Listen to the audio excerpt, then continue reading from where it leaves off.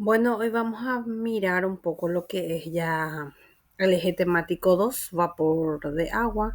Dentro de ella vamos a hablar de vaporización, título de vapor, muestras de agua para uso industrial, su acondicionamiento, el ablandamiento de aguas duras, osmosis inversa y ejemplos relacionados a lo que sería vapor. Bueno, em, empezamos con la unidad 2, entonces hablamos sobre vaporización. Y esta vaporización, como sabemos, es un cambio de estado. Este cambio de estado es por una traspaso de energía, en este caso, ¿verdad? De energía térmica que hace que pueda variar justamente el estado líquido al vapor. Y posteriormente también esto aumenta la presión y la temperatura. Entonces tenemos un concepto de vaporización desde lo que es la conversión de sólido, o sea, acá en estado hielo prácticamente del agua. Posteriormente, entonces, tenemos también evaporización, que es la forma más lenta en que el vapor prácticamente va quedando sobre la superficie de los cuerpos. Y la ebullición en sí, entonces, es un aumento de temperatura que se le da al agua, al líquido, para poder transformar también, ¿verdad? Y esto tiene un estado crítico, en donde podemos decir que el vapor de agua, dentro de lo que viene a ser su eh,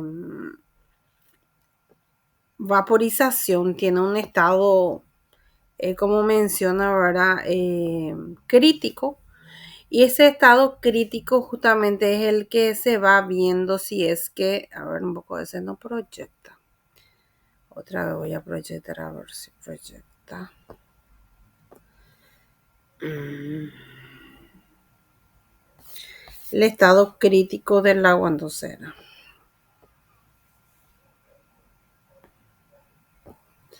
El estado crítico del agua entonces sería un punto en el cual ya dejan de producir energía, como se menciona, y esa energía prácticamente es a una presión de 225 atmósferas y 375 grados Celsius. Entonces ese punto crítico no tiene entalpía o lo que vendría a ser la energía generada del vapor.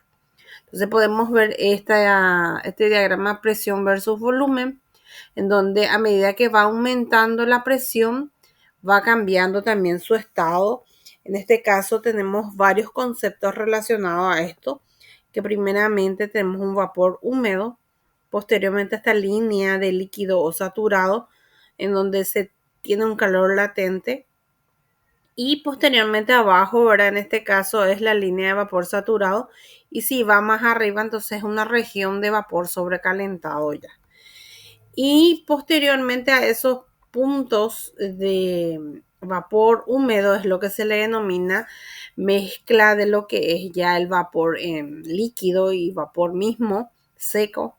La tensión de vapor también es la cantidad de presión que se puede ejercer sobre el recipiente, o sea, donde se está hirviendo el agua, en este caso, ¿verdad? A una temperatura. Y a medida que aumenta también la temperatura, aumenta esa tensión de vapor.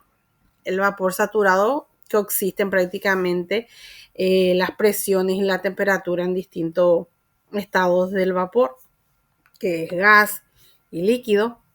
Y el sobrecalentado es como si fuera una alimentación previa a lo que viene a ser también el vapor saturado, o sea que es el agua de alimentación del vapor saturado, sobrecalentado en este caso, ¿verdad? La entalpía vemos también que uno de los principios de la termodinámica es la energía absorbida o cedida del sistema. En este caso, una vez que nosotros ya mencionamos la quema de un combustible, esto genera una energía calorífica que es cedida al sistema, en este caso a un receptor donde se tiene agua para generar vapor. Entonces, en un litro o kilo, en este caso, ¿verdad?, de agua, se tiene un calor latente de 540 en condiciones normales. Entonces, esto está dado ya como una constante ya del calor latente del agua, ¿verdad?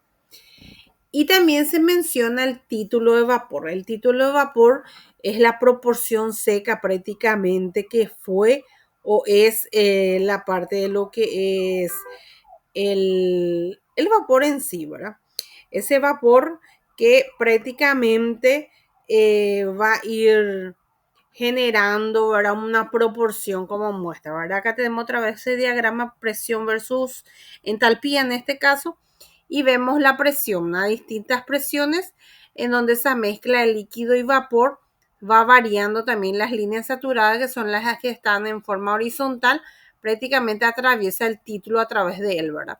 Y se tiene esa proporción de vapor seco y vapor líquido.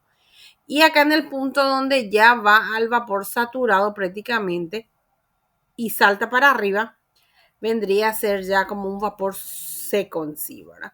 Entonces el título si dice 0,9 significa entonces un 90% seco y el 10% para llegar al 100% sería entonces líquido. Y esto se hizo en varias presiones y temperaturas, como se menciona, ¿verdad? Y lo que es prácticamente una aplicación entrópico entálpico, ¿verdad? De lo que es el diagrama de Molière, donde esos intercambios de calor y de trabajo que se sometió prácticamente fue el diagrama, el trabajo realizado en esas variaciones. Entonces se puede ver en estas líneas, en donde vemos también que la entalpía está en kilojoule, en este caso, ¿verdad? Sobre kilogramos, y da diferentes entropías o medidas, resultados de entalpía y entropía. Y también tenemos variaciones de temperatura en Celsius, por ejemplo. Asimismo, también las variaciones de la presión misma en megapascales que acá podemos ver, ¿verdad? Entonces está dado ya en entalpía y en entropía el diagrama de Molière. Este diagrama de Molière entonces va viendo la crítica que puede tener en las isotermas, en la zona de sobrecalentado. Y esto posteriormente entonces lo que lleva es ya, de acuerdo a variaciones de título también, ¿verdad? Lo que vendría a ser ya la confección de esa tabla de vapores que vamos a mirar posteriormente. Es necesario también manejar las conversiones en presión para poder hacer los ejercicios relacionados a esto, ¿verdad?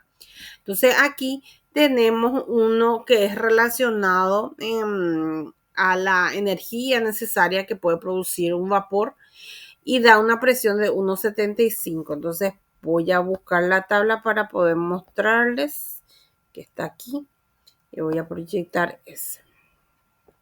Entonces vamos a proyectar la tabla y vamos a tratar de comprender cómo se usa, ¿verdad?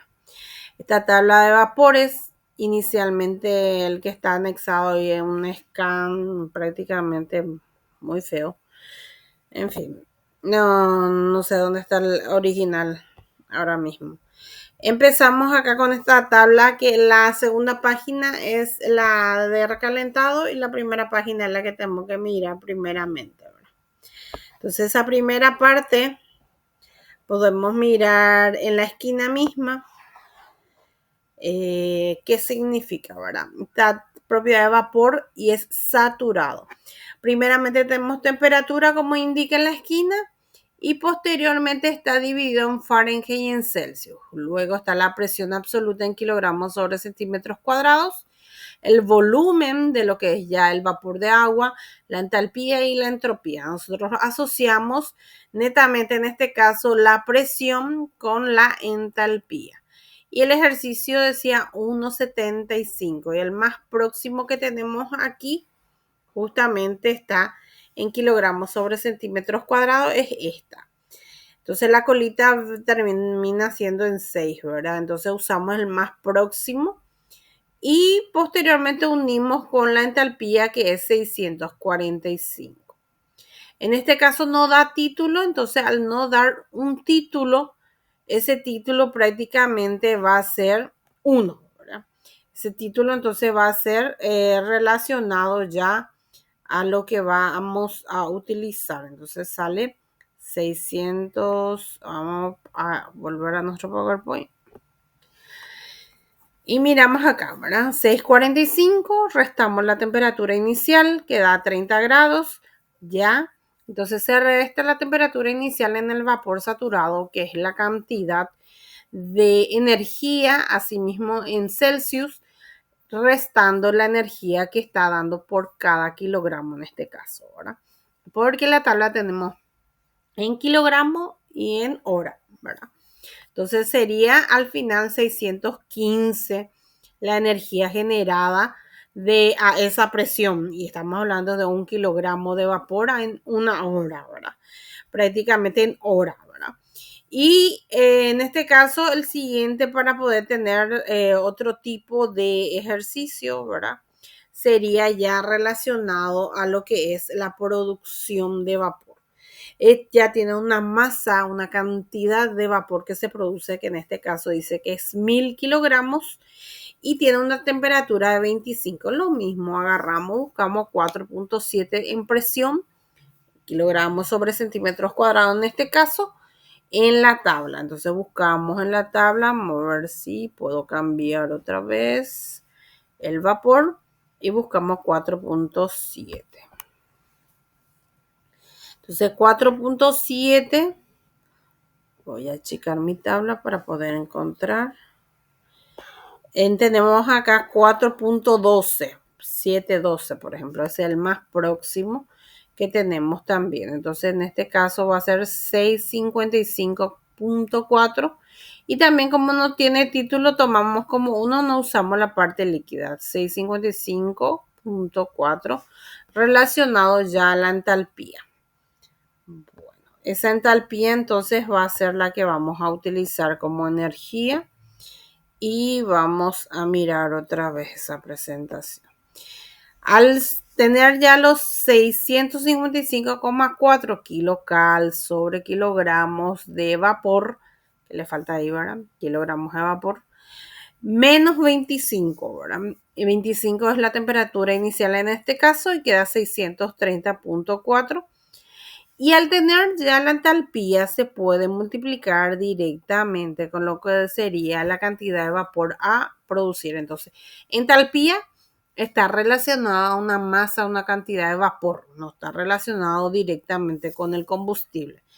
Sí, de manera equilibrada, ¿verdad? Que vamos a ver también más adelante. Y esto, por ejemplo, genera 630.400 kilocal. Y prácticamente ya es la cantidad de energía que produce esos 1000 kilogramos de vapor. Entonces, eso sería en parte de lo que se utiliza el ejercicio en saturado, por ejemplo, ¿verdad? Entonces, no sé si entraron antes o después de que envié el... Para mí que fue después. Para que carguen su asistencia. Bueno, relacionado entonces al tipo de agua que se utiliza dentro de las calderas, se habla mucho de incrustaciones. Esas incrustaciones son prácticamente dependiendo de la cantidad de sales que pueden estar suspendidas dentro del agua, ¿verdad? Una vez que no es tratada, entonces puede tener cualquier cantidad de sales. Entonces son como impurezas suspendidas en el agua y estos se van adhiriendo prácticamente en las paredes de las tuberías metálicas y un aumento de sales prácticamente no tratamos el agua, sigue, ¿verdad? Teniendo, entonces se depositan en esas paredes y van cerrando prácticamente la circulación del agua. Tal vez tenía un diámetro, por poner un número 1, y va haciendo 0,8, 0,5, va achicándose más. Entonces esto hace que sea más difícil también que se caliente si es que, por ejemplo, es una caldera acuatubular.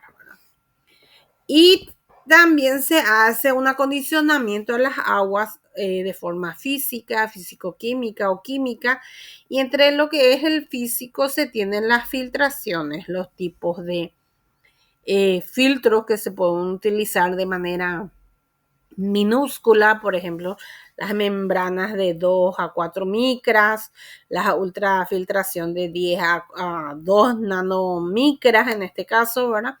Y las osmosis también que tienen, por ejemplo, de 0,1 a prácticamente 1 nanomicras, o sea, va achicándose prácticamente la manera que se va filtrando y tiene un poliamida en este caso también, esta osmosis inversa a su filtro relacionado a lo que es una membrana celulosa, ¿verdad? La que absorbe parte de todo esas sales y parte de microorganismos que puede también contener el agua. Y la esterilización del agua también se hace a través, por ejemplo, de la rayos UV, adición de cloro, ozono, entre otros, ¿verdad? Y se puede preclasificar la dureza en dos tipos, la temporal y la permanente. Primeramente con la ebullición desaparece ya las sales, entonces una dureza temporal. Y cuando es permanente, que a medida que yo voy hirviendo no se va prácticamente, tiene tal vez sulfatos, cloruros, etcétera, entonces se necesita una adición de química, ¿verdad? En una sustancia química depuradora.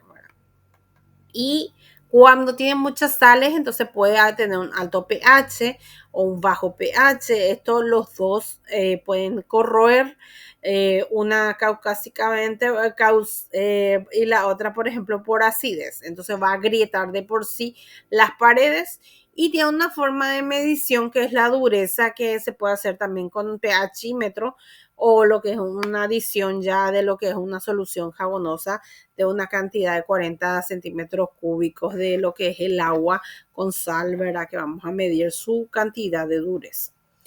Entonces ya podemos ver la purificación también del agua, que es prácticamente de forma mecánica o química.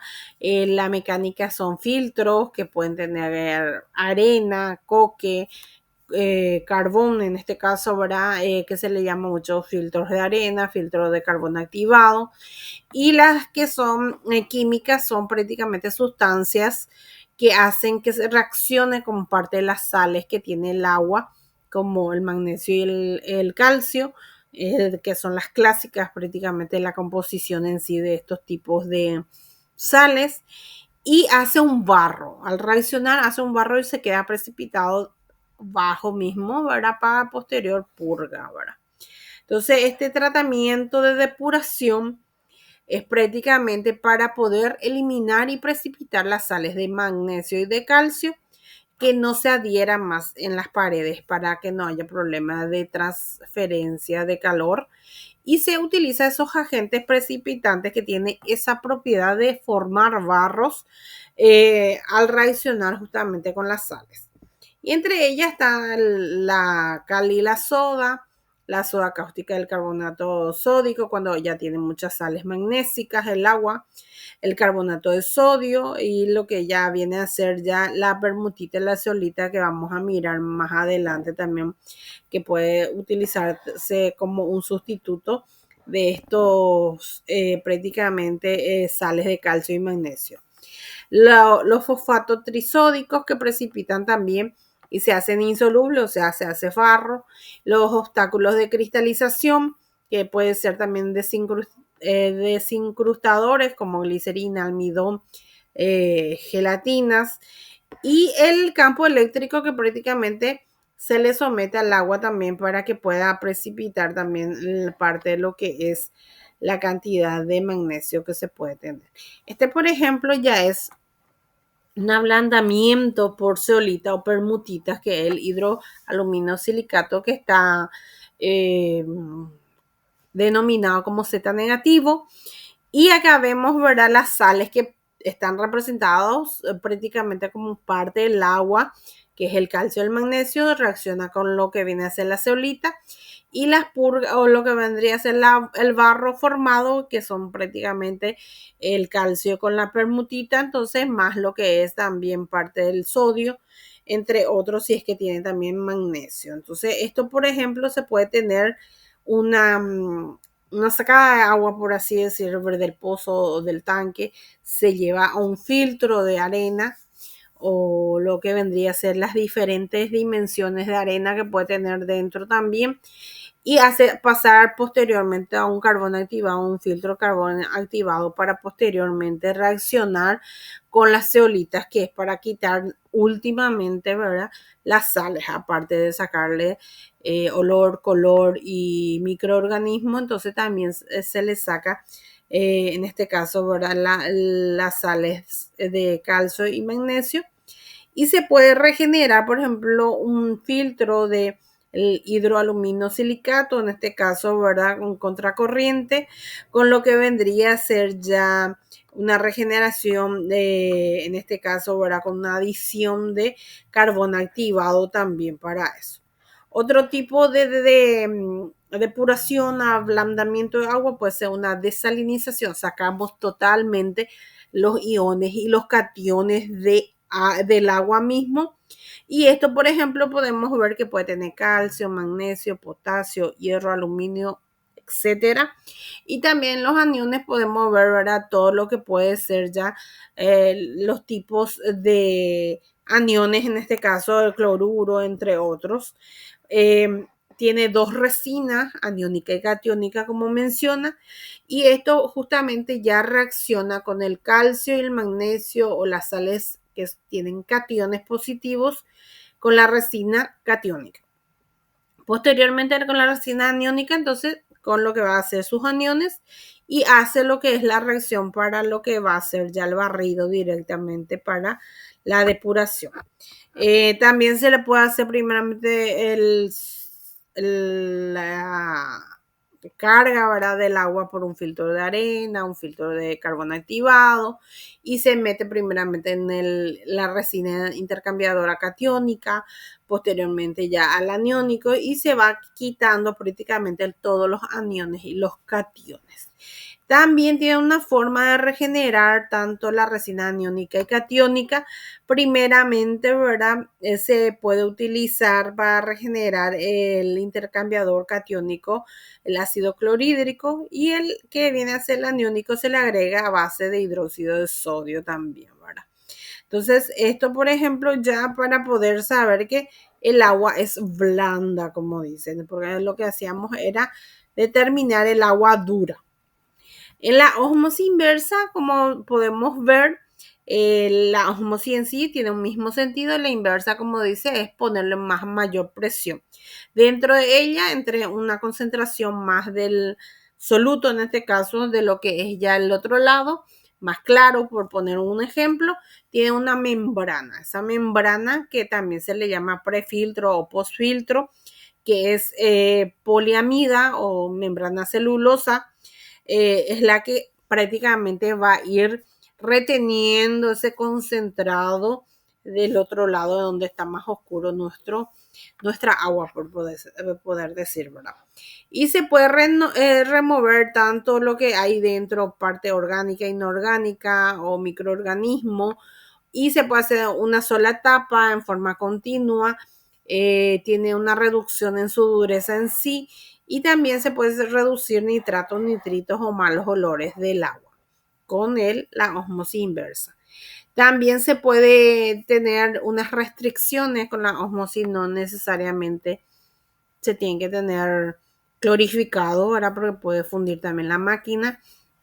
Se tiene restricciones de arsenito, sílice neutra, boro, y disminuye su eficacia prácticamente si tiene incrustaciones dentro de la membrana, pero se puede revertir también y utilizar en contracorriente con mezcla de ácidos más fuerte para poder desaturar todo lo que viene a ser dentro de lo que es su composición, ¿verdad? Entonces, en la siguiente, entonces estaríamos viendo también ya relacionado a los ejercicios recalentados, por ejemplo, que estábamos mirando también los otros, ¿verdad?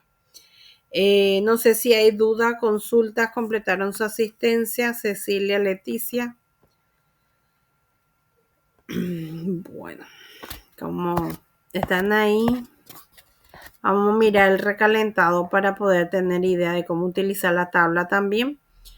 Y acá podemos mirar que en esta situación tenemos que tener en cuenta la presión y una temperatura final. y da en este caso que la temperatura final es 538 grados Celsius. Tiene una temperatura inicial que se le resta justamente ya después la entalpía. Y el recalentado tiene, por ejemplo, su presión 14. Entonces vamos a ver para proyectar la tabla de vapores de recalentado para mirar también. Bueno, esa era la primera página. Vamos a revertir. Y acá tenemos, ¿verdad? Esa tabla de recalentado, como menciona. En la primera esquina dice acá presión absoluta. No sé quién dejó prendido su audio. Bueno, entonces miramos acá la tabla. Esa tabla dice presión absoluta y el primer numerito que vemos acá, que es el 1, igual a 0.07. Entonces 1 está en kilogramos, en libras sobre pulgadas cuadradas, igual a 0.07, que es kilogramos sobre centímetros cuadrados. Entonces primero es PSI con S, PSI, igual a 0.07, que es kilogramos sobre centímetros cuadrados, que es otra unidad de medida de presión. Y en paréntesis tenemos temperatura si fuese saturado. Luego miramos acá el volumen, la entalpía, la entropía. Y arriba miramos la temperatura que puede estar en Fahrenheit y en Celsius. Nosotros nos dio 538, ¿verdad? Entonces el de abajo es Celsius y nos daba una presión de 14. Y 14 era en kilogramos sobre centímetros cuadrados, entonces está en la otra parte. El más próximo es de 14.06, que es primero libras, luego kilogramos. Entonces este es 14.06. Vamos a unir con 538 y es 849, que es el medio prácticamente, la entalpía. Y está también kilocal sobre kilogramos de vapor. Entonces acá en el medio sacamos prácticamente tomando en cuenta la presión y la temperatura final, los 849.0 en este caso ahora. Entonces eso es lo que se ve en la diapositiva que voy a presentar otra vez. Y acá tenemos, entonces 849.8. Y posterior a eso, entonces le restábamos nosotros a qué? A la cantidad que tenemos ahí, que vendría a ser 20 y quedaría en un kilogramo de vapor en 829.0, que es kilocal sobre kilogramos de vapor.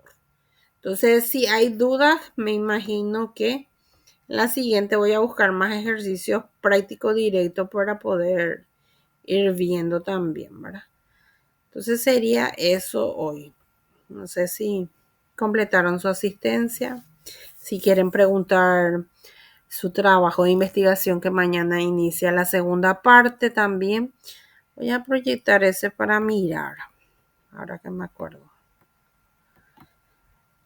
Y esta segunda parte prácticamente les va a pedir...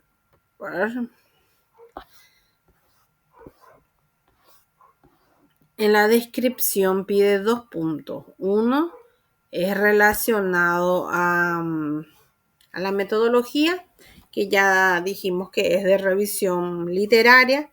Entonces yo tengo que buscar en el libro de Sampieri o el libro de Lakatos, depende de cuál utilice del libro de metodología. Entonces yo voy a poder decir, utilicé revisión literaria y es cualitativo porque fulanito Sampieri dice que es para poder describir los sucesos, los hechos que pasan. Entonces tiene una descripción y digo, ¿quién dijo, verdad? Y posteriormente a eso también se evalúa ya el desarrollo y la discusión que viene a ser el marco teórico del tema que elegí. Y ese tema que elegí tengo que estar haciendo, por ejemplo, un párrafo, por poner un ejemplo, ¿verdad? De lo que vendría a ser energía renovable. Entonces, si dijo la OTAN, dijo la ONU, que el desarrollo sustentable hoy en día es tener energía limpia. Entonces yo pongo abajo, ¿verdad? Mi justificación o le discuto, ¿verdad? Porque hay mayor proporción de contaminación, etcétera, etcétera, etcétera, que puedo hacer con mis palabras sin referenciar al siguiente. Entonces yo pillo que yo estoy discutiendo con el material con el cual yo estoy poniendo, ¿verdad? ¿Por qué yo justifico o digo que es importante hacer sobre este ejercicio, en este caso de sobre la energía renovable, y que voy a hablar sobre el medio ambiente, voy a hablar tal vez de que se agotan los combustibles, voy a hablar tal vez dónde se utilizan, ¿verdad? Entonces, dependiendo del tema que yo abordo, voy a saber qué tópicos se utilizan dentro del marco teórico y posteriormente le voy a hacer hablar también porque yo voy a discutir con el autor que diga de o presente, ¿verdad? Yo que leí ese material, entonces, ¿qué es lo que yo le hago como una contradicción? ¿Verdad? Entonces sería esa esta segunda parte que mañana van a tener a disposición. Por si acaso nomás ya entonces les voy a abrir para poder mirar. Entonces ya pueden ir viendo dentro de ella. Se tocó otra cosa. Bueno. Y si no hay dudas, creo que quedamos hasta aquí, Cecilia, Leticia.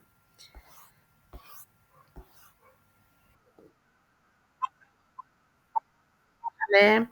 Ahí ya, dale.